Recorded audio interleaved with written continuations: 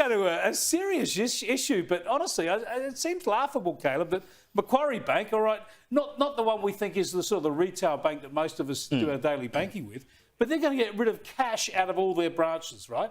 Now, this is not that important for Macquarie, but the other banks are going that way too. I know some of the other major banks at some of their branches are having no cash. You go to the bank to withdraw some of your money and they won't have it. It's just ridiculous. I mean, remember when Slim Dusty sang there was nothing so lonesome, morbid or drear than to stand in the bar of a pub with no beer? Because you can't imagine a pub without beer. Can you imagine a bank without cash? Well, they exist already. That's sort of how it's meant to work, isn't it? But it's this slow push that we remove cash from society, which means all your transactions will be electronic, which means the bank can track you, the government can track you. When you go to get a mortgage, they know whether you've been on the punt on the weekend, they know whether you've been spending too much money at the pub. It's this surveillance that they want us all to buy into. The only way to get around it is to keep using cash. We have to keep using cash. You need to keep some cash so you can bribe someone at the bank to give you some cash. Right. It is ridiculous, Oliver. Soon we'll have butchers with no meat. Don't give the vegans any more ideas, because they're already going down that path. But you're right, it is nuts. And once one bank does it, then all the other banks look at that situation and think they can do it as well. As Caleb so correctly just said there, this is, to create that paper trail there that, everyone have to set up other sort of accounts, maybe with gambling companies and the like, so you can have a little bit of flash money on the side. Yeah, unbelievable. We'll have cash money dealers getting around the country trying to give you some cash on the sly. Well, it's about control, isn't it? I mean, this is the most glaring example we've ever seen from a prominent world leader. Von der Leyen is the president of the European Commission, 450 million people living within that union.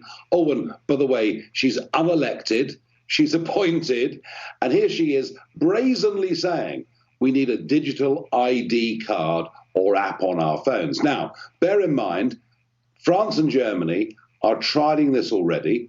The European Union, she wants this to be enforced by the early 2030s and, may I add, backed up by a central bank digital currency, living in a cashless society. And now she wants the whole thing to go global. Can you imagine?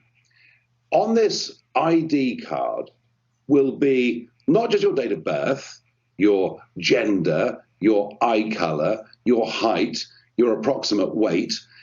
There will be your vaccine status, your financial status, and goodness knows what else will be on that card. Can you imagine this data falling into the hands of bad actors? And if you think about it, I speak as somebody who's recently been debanked as a result of his political opinions, and this is happening in America too, as you well know, to lots of people. If we're not careful, we head towards a Chinese-style social credit system where unless you go along with the views of the day, you become a non-person. I cannot think of a more dangerous initiative than this.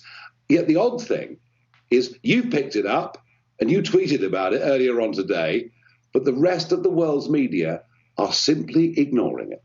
Well, and I think, Nigel, look, you and I have been talking about this issue since the old days, seems like 5 or 6 years ago, when they were moving toward more global government standards. And it's always called the, international norms, and the international community has rules-based international order. But one thing we know is that China will never abide by any rules-based international order that in any way would compromise their own ability to control their own destiny and their own people. So the elites in China would never, just like the elites here, they would never be susceptible to any of the controls for the rest of the people. They always float above the controls.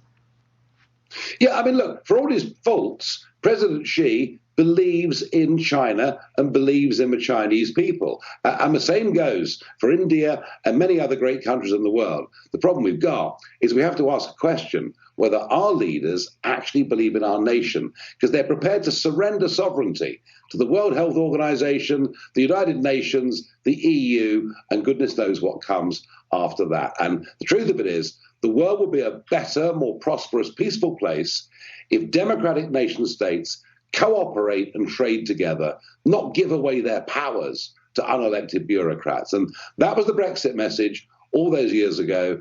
I now think what our little island did becomes a stronger message for the world, and in particular, after what von der Leyen said. We simply have to say, no, we believe in liberty, we believe in freedom, we believe in the nation state.